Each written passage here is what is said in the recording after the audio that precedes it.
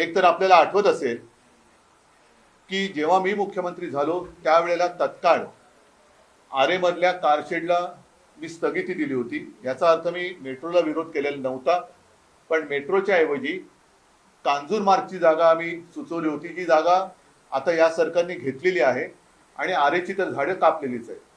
आता हे जे काही प्रदूषण आहे हे आरेची जी झाडं कापलेत त्याच्यामुळे नक्कीच वाढलेलं आहे आणि नियोजन शून्य विकासामुळे विकास जो म्हटला जातोय नियोजन शून्य, जिकडे काही नियोजनच नाहीये आणि कॉन्ट्रॅक्टरचा पूर्ण विकास करण्याचा जो काही एक आटापिटा चाललेला आहे त्याचंच हे प्रदूषण आहे।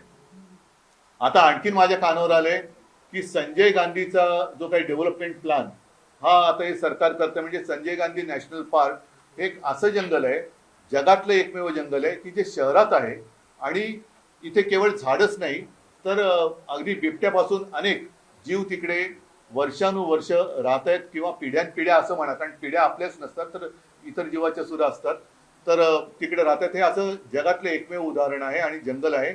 तो संजय गांधी नॅशनल पार्क सुद्धा विकास प्लॅन काहीतरी इथे आणतात आणि तोही बोडखा करण्याचा प्रयत्न चाललेला आहे।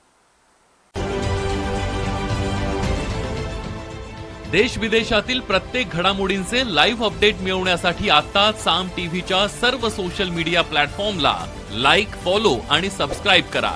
तसंच सर्व नोटिफिकेशनसाठी बेल आयकॉन प्रेस करायला विसरू नका।